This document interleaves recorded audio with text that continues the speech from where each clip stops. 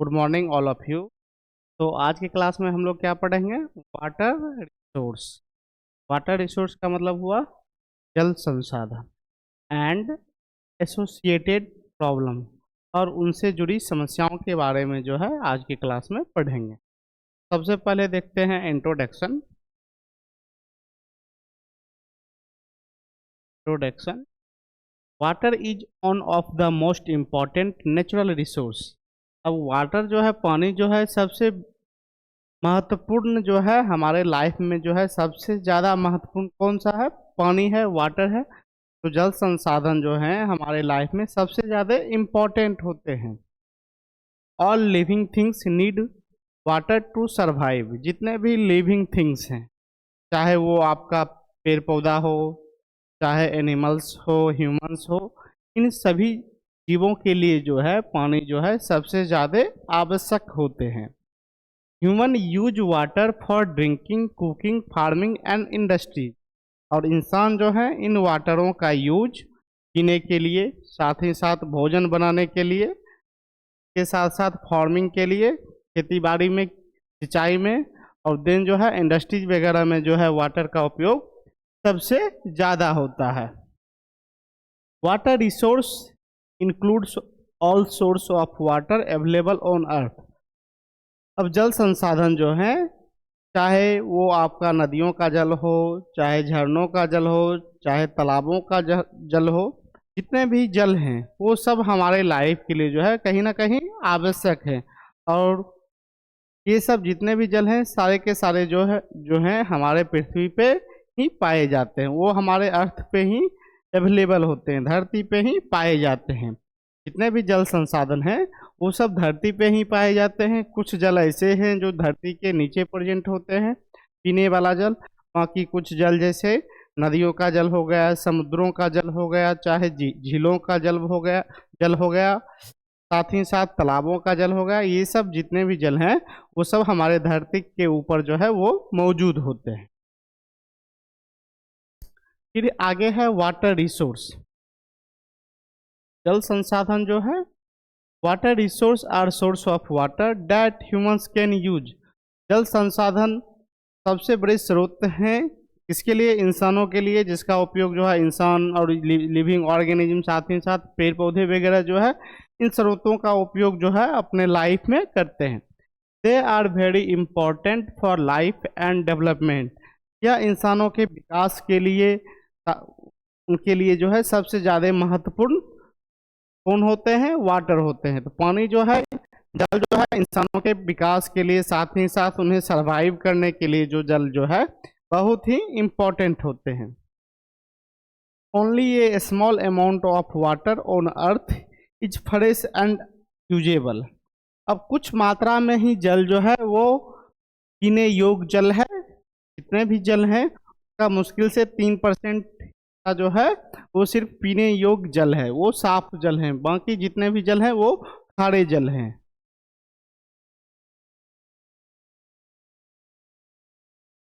ये हमारा जो है वाटर रिसोर्स है। नदियों का जल हो गया जो हमारे लिए बहुत ही आवश्यक होते हैं। फिर आगे है टाइप्स ऑफ वाटर रिसोर्स। जल संसाधन कितने प्रकार के होते हैं? तो सबसे पहले है सरफेस वाटर, को हिंदी में क्या बोलते हैं? सतही जल बोलते हैं। Water found on the earth surface like reverse. अब ये जल जो होते हैं वो भूमि के ऊपरी लेयर पे जो है, भूमि के सतह पे जो है ये जल मौजूद होते हैं, जिसको सतही जल बोलते हैं। जैसे लाइक रिवर्स, नदियां हो गए, लेक्स, लेक्स आपका समुद्र हो गए, पाउंड्स तालाब हो गए, एंड रिजर्व्स जल, जैसे कुछ जल को स्टॉक किया जाता है, जैसे तालाब हो गया, गड्ढे में, इन सब जलों को सिंचाई वगैरह के लिए जो है स्टॉक किए जाते हैं। ये कौन से जल होते हैं? सतही जल होते हैं, जो जमीन के ऊपरी लेयर पे मौजूद होते हैं, उसको सरफेस वाटर बोलते हैं। देन फिर आगे है ग्राउंड वाटर। ग्राउंड वाटर, इसको भूमिगत जल बोलते हैं। Water stored under the ground in soil and rocks. ये जल जो होते हैं वो जमीन के निचले हिस्से में जो है मौजूद होते हैं, वो मिट्टी के अंदर प्रेजेंट्स होते हैं और साथ ही साथ चट्टानों के अंदर भी जो है वो जल प्रेजेंट होते हैं, जिसको क्या बोलते हैं, भूमिगत जल बोलते हैं, तो भूमिगत जल बोलते हैं। फिर आगे है रेन वाटर, वर्षा का जल। Water that comes from rainfall, ये जल जो होते हैं बारिश के समय में जो है वर्षा के कारण जो है ये जल हमें मिलते हैं, जिसको रेन वाटर बोलते हैं। ग्लेशियर्स एंड आइस, अब ग्लेशियर्स पर्वतों से निकलने वाला जल जो है, पहाड़ों से निकलने वाला जल जो है, frozen water in mountain that melts and forms rivers. अब जो पहाड़ों से निकलने वाले जो जल होते हैं वो पिघल पिघल के क्या होते हैं, नदियों में समुद्रों में जो है वो जल मिलते हैं, उसको बोलते हैं ग्लेशियर्स एंड आइस जल, ग्लेशियर से निकलने वाले जल। तो ये सब जितने भी स्रोत हैं वो वाटर रिसोर्स के सबसे इम्पोर्टेंट स्रोत हैं।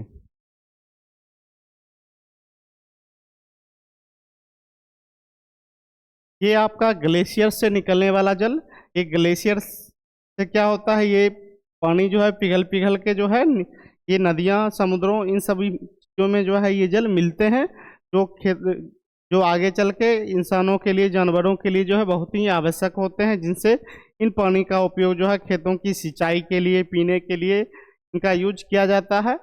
ये ग्राउंड वाटर हो गया। ग्राउंड वाटर भूमि के नीचे का जल जो है जिसको ग्राउंड वाटर से बोलते हैं। ये वाटर का उपयोग हम लोग पीने के लिए करते हैं, खेतों की सिंचाई के लिए करते हैं। ये आपका लेक्स, झीलों का जल हो गया। ये सब सारे जो हैं टाइप्स ऑफ वाटर रिसोर्स, जल संसाधन के स्रोत हुए। फिर आगे है इम्पोर्टेंस ऑफ वाटर रिसोर्स। जल संसाधन जो है क्यों महत्वपूर्ण है, तो सबसे पहले है drinking and house hold use. अब पानी का उपयोग हम लोग पीने के लिए करते हैं, खेतों की सिंचाई के लिए करते हैं, तो इन सब चीज़ों के लिए जो है हम लोग पानी का उपयोग करते हैं। देन आगे है एग्रीकल्चर एंड इरिगेशंस। देन खेतों में जो है खेती में इसका यूज करते हैं, सिंचाई के लिए पानी का उपयोग करते हैं, तो इन सब चीज़ों में जो है हम लोग पानी का उपयोग करते हैं। इंडस्ट्रियल यूज, इंडस्ट्रीज में, फैक्ट्री वगैरह में जो है जल का भारी स्तर पे जो है यूज किया जाता है। उसके बाद है हाइड्रो इलेक्ट्रिक पावर जनरेशन।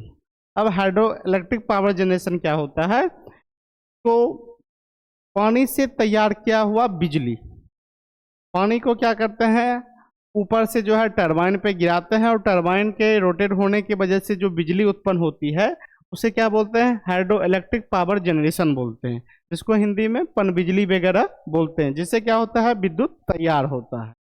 इन चीज़ों में भी जो है जल का उपयोग भारी स्तर पे जो है, लंबे स्तर पे जो है किया जाता है। फिर आगे है maintaining ecosystem and wildlife. साथ ही साथ ये जल जो होते हैं वो हमारे लिए बहुत ही इम्पोर्टेंट होते हैं, इंसान से लेके पेड़ पौधों के लिए और जानवरों के लिए, ताकि उनका लाइफ जो है बेहतर बना रहे, वो अपना जीवन यापन इजीली कर सके। पानी के बिना जो है पृथ्वी पे रहने वाले जितने भी जीव हैं, चाहे पेड़ पौधे हो चाहे इंसान हो, वो पानी के बिना जीवित नहीं रह सकते। फिर आगे है associated problem of water resource. अब जल संसाधन से में होने वाली समस्याएं क्या क्या देखने के लिए मिलते हैं, तो many problems affect water resource today. आजकल जो है सबसे बड़ी समस्याएं जल से जो है उत्पन्न होती है। पहला है हमारा वाटर पॉल्यूशन। सबसे पहले जल से होने वाली समस्याएं जो है हमारा वाटर पॉल्यूशन। हमारा जल जो है आजकल जो है वो पॉल्यूट होते जा रहा है, दूषित होते जा रहा है। फिर सेकेंड है वाटर स्कार्सिटी।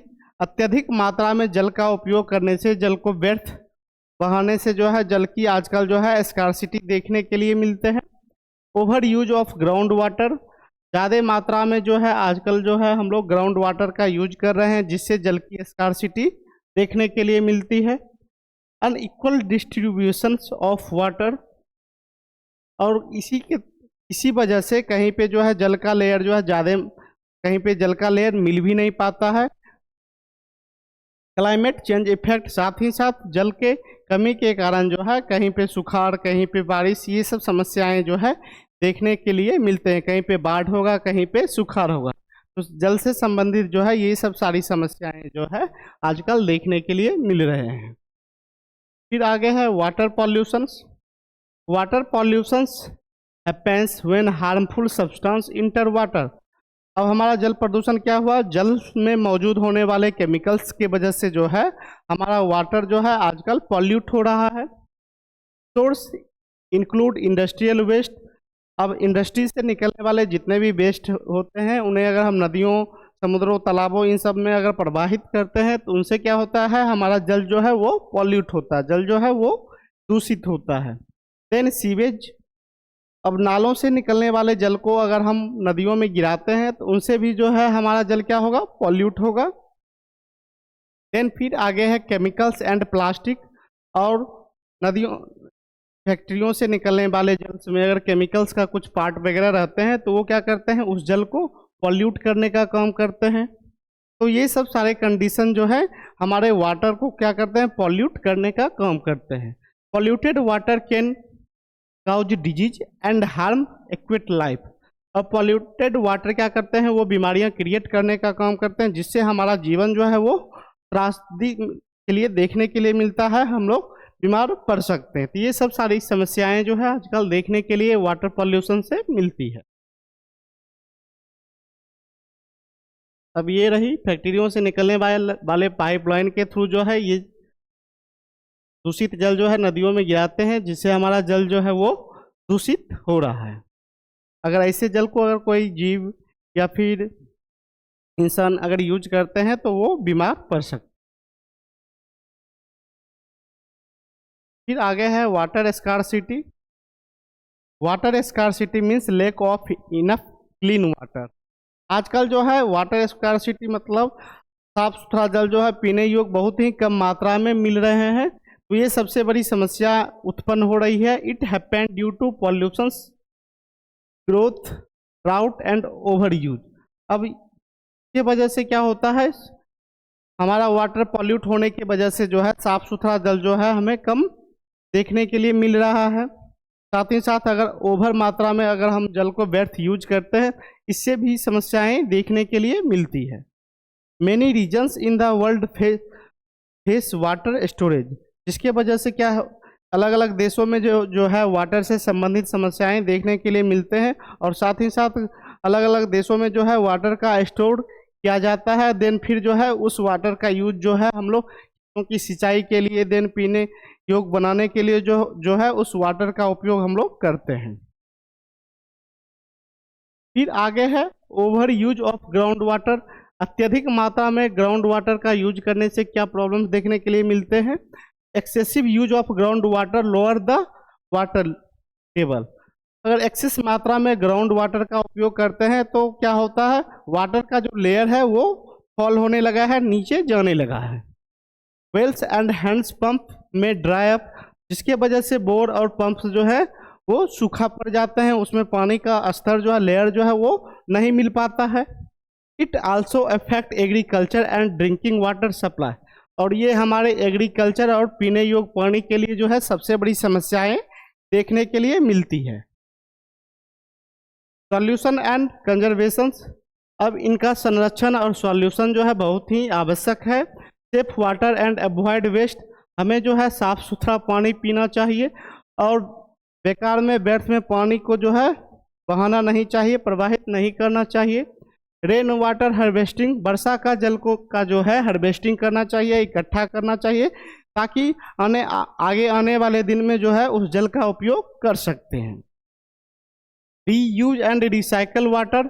अब जितने भी व्यर्थ पानी है, दूषित जल है, उनका रिसाइकलिंग करके जो है पुनः उन जलों का उपयोग खेतों की सिंचाई के लिए करना चाहिए। Prevent water pollution. हमें जल को प्रदूषित होने से बचाना चाहिए, ताकि हमारा जल अगर प्रदूषित नहीं होगा तो क्या होगा, उस जल का उपयोग जो है हम पुनः फिर से अच्छे तरीके से कर सकते हैं। जल को प्रदूषित होने से बचाना चाहिए। Use water efficiently in agriculture. और एग्रीकल्चर खेतों की सिंचाई में जो है इफ़िशिएंट वाटर का ही यूज करना चाहिए, ज़्यादा मात्रा में वाटर का यूज नहीं करना चाहिए, जितना ज़रूरत हो उतना ही मात्रा में खेतों की सिंचाई के लिए पानी का उपयोग करना चाहिए। तो conclusion, water is essential for life and development. पानी जो है सबसे बड़ी महत्वपूर्ण, पानी जो है हमारे लाइफ के लिए सबसे महत्वपूर्ण है, क्योंकि पानी के बिना जो है हम लोग जीवित नहीं रह सकते हैं, और पानी जो है हमारे विकास के लिए सबसे ज़्यादा आवश्यक होते हैं। We must protect water resource for future generation. हमें जो है वाटर को प्रोटेक्ट करना चाहिए, वाटर को, पानी को बचाना चाहिए, आगे आने वाले जनरेशन के लिए जो है पानी को सुरक्षित रखना चाहिए, उन्हें बचाना चाहिए। Proper management and conservation of water is very important. हमें जो है पानी को जो है अच्छे तरीके से यूज करना चाहिए, और उन पानियों का संरक्षण करना चाहिए, व्यर्थ में पानी का यूज नहीं करना चाहिए, ताकि आगे आने वाले जनरेशन के लिए जो है वो पानी पर्याप्त मात्रा में मिल सके। तो आज के लिए इतना ही। Thank you so much.